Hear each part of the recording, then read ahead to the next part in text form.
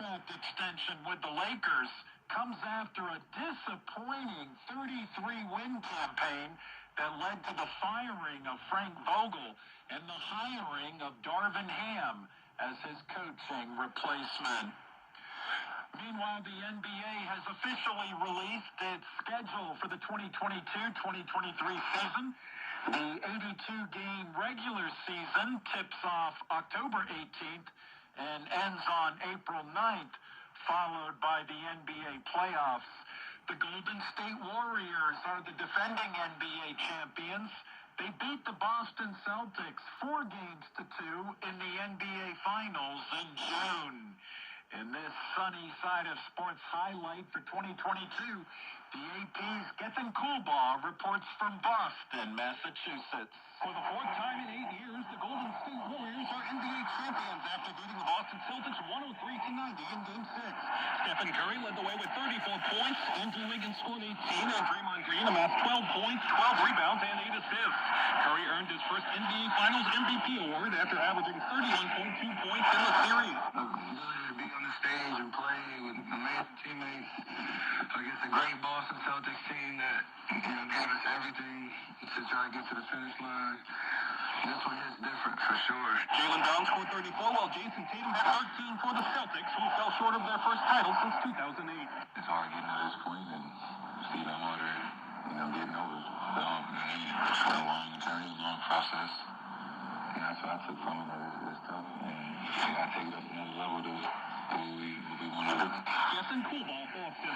Thanks, Gethin. Now we'll hear from the two head coaches, Steve Kerr of the Golden State Warriors and Ime Udoka of the Boston Celtics. Kerr has now won a total of 9 NBA championships, 4 as a coach and 5 as a player. He says this latest trophy holds a special place. Well, they're all unique. I think this one may have been the most unlikely, just from the standpoint of where we've been the last couple of years. A lot of unknowns with injuries to Clay. Draymond at the end of the year, Steph at the end of the year. A lot of young guys. I did kind of a new core, a new group around our core, I should say. But it's really special to see guys like Wiggs and Loon and Gary Payton, just how far they've come, the impact they made. Jordan Poole, same thing. And I know I'm going to forget people, but it takes a full team effort to do this. And we just had a great group who got it done. Meanwhile, Celtics head coach Ime Udoka says he had this message for his team after the Game 6 loss in Boston. It's going to hurt. It'll hurt for a while, and probably, that stuff never goes away. I've lost one before, and so that was part of the message. Let it propel us forward, the experience and growth and progress that we made this season. Obviously getting to your ultimate goal and falling a few games short. It's going to hurt. There are a lot of guys in there. You're very emotional right now. So the message was, we thank them for the effort and the growth and everything they allowed us to do coaching-wise this year. And the biggest message was learn from this. Go from it. Take this experience and see there's another level to get to. A team like Golden State who has been there, done that, and it was evident around the ways. And just don't come back the same as players, coaching staff, and let this feel you out the offseason the next year. This year, NBA Finals most valuable player Steph Curry of the Golden State Warriors reflected on his team's championship journey. When you go through these last 2 years, and conversations, narratives, we're too old, the parallel timelines of developing young guys and keeping our core together, all those tough decisions that we had to make, that weighs on you for as much time as we were going through it. And then you get to the point where playoff series, you got, Denver and then Memphis and then Dallas and get to Boston, and it's like, we're right here, and it's surreal. And then you get to the finish line, and that's why I think this one is definitely different because of just the 3 years of baggage we carried coming out of that Game 6 in 2019. I mean, these last 2 months of the playoffs, these last 3 years, these last 48 hours, every bit of it has been a emotional roller coaster, on and off the floor, and you carry all of that on a daily basis to try to realize a dream and a goal like we did tonight. And you get goosebumps just thinking about, all those snapshots and episodes that we went through to get back here, individually, collectively, and that's why I say I think this championship is definite. That's why I get so many emotions and still will, just because of what it took to get back here. That's Steph Curry of the Golden State Warriors, the most valuable player of the 2022 NBA Finals. Golden State beat the Boston Celtics 4-2. It was the 7th NBA championship for the Warriors and the team's 4th trophy in the past 8 years. I'm Sonny Young, and you're listening to the sunny side of sports on the Voice of America. Hi, I'm Kim Lewis. Join me and our panel of journalists as we discuss the top stories of the week, including President Joe Biden signs the Democrats' massive climate, health, and tax bill into law, marking a major accomplishment for his domestic agenda less than 3 months before midterm elections.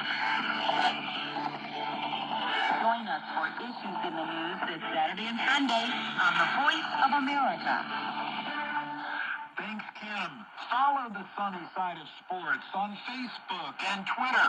My Facebook address is facebook.com/VOA Sunny, and my Twitter handle is @VOA Sunny Sports. Finally, in tennis, Venus Williams will be back in the U.S. Open this year after being given a wild card into what could be younger sister Serena's final tournament. Venus Williams won back-to-back U.S. Open trophies in 2000 and 2001. Now 42, Venus did not play in the U.S. Open last year because of injury. Meanwhile, 23-time Grand Slam singles champion Serena Williams will turn 41 next month. Serena told Vogue magazine last week that she's planning her farewell to tennis to have another child and pursue her business interests. The U.S. Open tennis tournament begins August 29th in New York.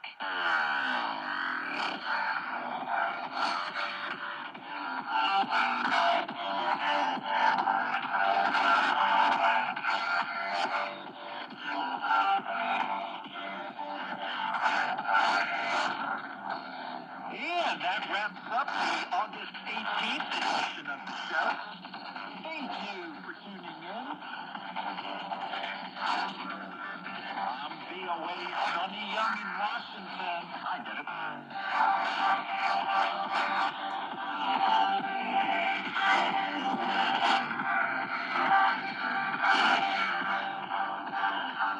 And that's the sunny side of sports.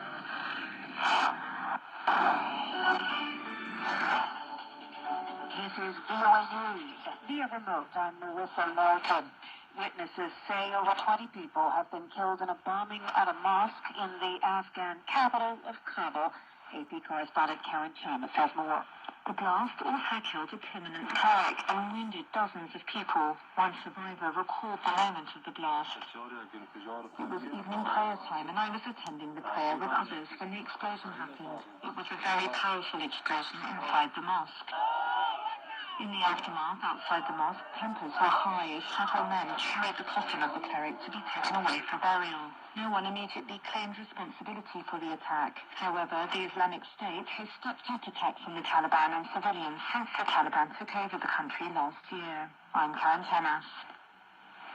Lawyers for major American media outlets were meeting with a federal judge on Thursday to argue for the public release of a key document linked to the search last week of former President Donald Trump's Florida estate.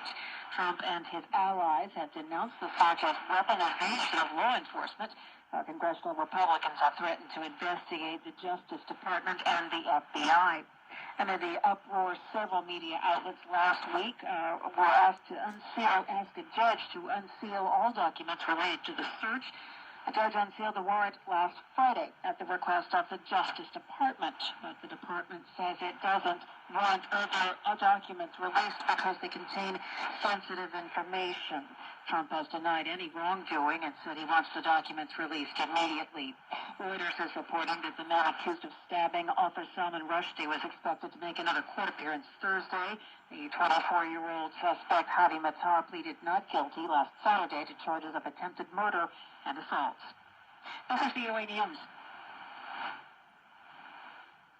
Ukrainian President Volodymyr Zelensky called Thursday for the United Nations to ensure the security of Europe's biggest nuclear power plant, the Zaporizhzhia facility, controlled by Russian forces and operated by Ukrainian technicians. Zelensky, writing on the Telegram messaging app, said that Russian attacks on the plant could have catastrophic consequences for the entire world. Zelensky spoke after a meeting in the western Ukraine city of Lviv with UN Secretary General Antonio Guterres and Turkish President Recep Tayyip Erdogan. Guterres called for the site to be demilitarized with the withdrawal of military equipment and personnel.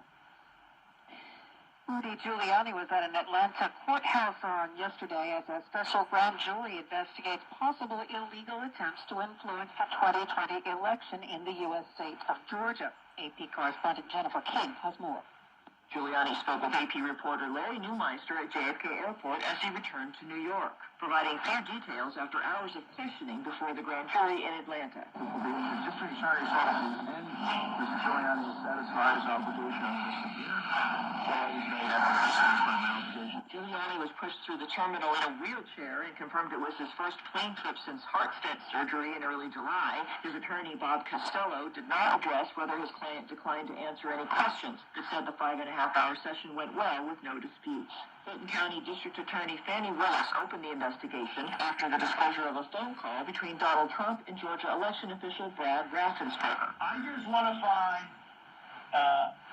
11,780 votes. It's one of several investigations into Trump's actions in office as the former president lays the groundwork for another run at the White House. I'm Jennifer King.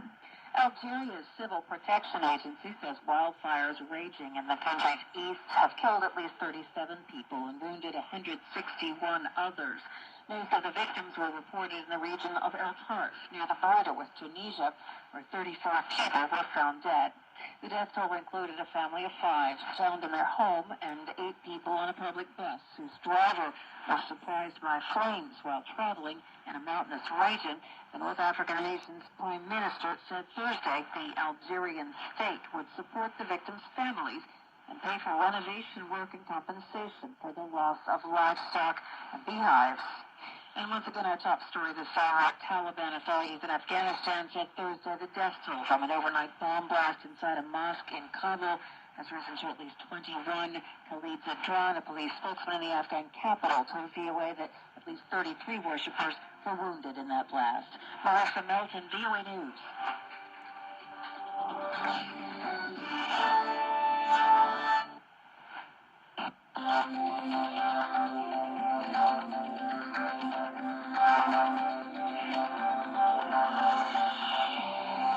Today's Thursday, August 18th, and this is VOA's International Edition. I am Chidi Dorfo in Washington.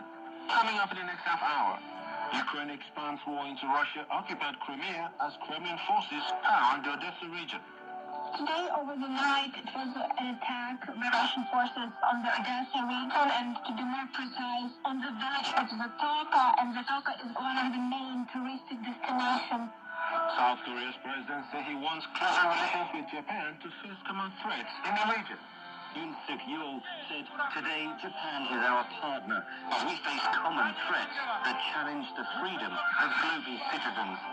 And bombing at a mosque in Kabul during evening prayers kills at least 10 people, including a prominent Catholic. We'll have these stories and more next on International Edition. Stay tuned. This wave of explosions and fires has turned Russia-occupied Crimea from a secure rear base into a new battleground in the war, demonstrating both Russia's vulnerability and the Ukrainians' capacity to strike deep behind enemy lines. 9 Russian warplanes were reportedly destroyed at an airbase in Crimea last week, and an ammunition depot on the peninsula blew up Tuesday. Ukraine says Russian forces continued firing upon the Odessa region, destroying a recreational center and several private buildings. From Kyiv, Selebi Phikwe Botswana shares the latest updates on the ground with Flashpoint Ukraine's Steve Miller.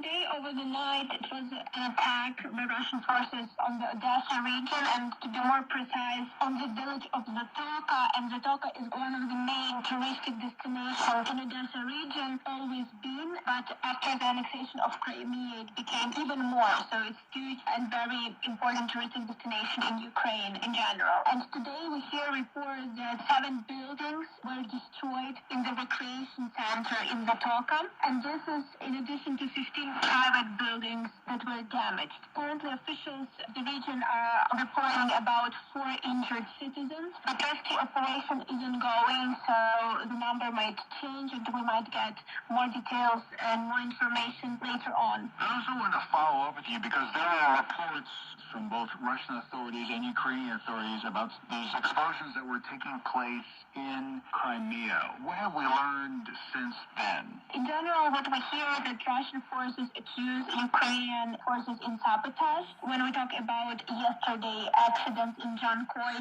and next to Simferopol. According to Saki, the first attack that happened a bit earlier, Russian forces just reported that it was an explosion inside and they didn't specifically provided any details on that, so they're just claiming it was a fire inside because of certain not correct actions by the staff. But Ukrainian forces put it quite clear that Crimea is considered by Ukraine as a territory of Ukraine, and yesterday the head of President Administration Office, Mr. Yermak, said that Ukrainian forces will definitely work on liberating all territories. But today we received British intelligence report on this attack, and according to British intelligence, they say that Jankoy, together with Bardiyske, which is next to Simferopol, are home to 2 of the most important Russian military airfields in Crimea. And Jankoy in particular is also a key road and rail hub that plays an important role in supporting Russian operation in southern Ukraine.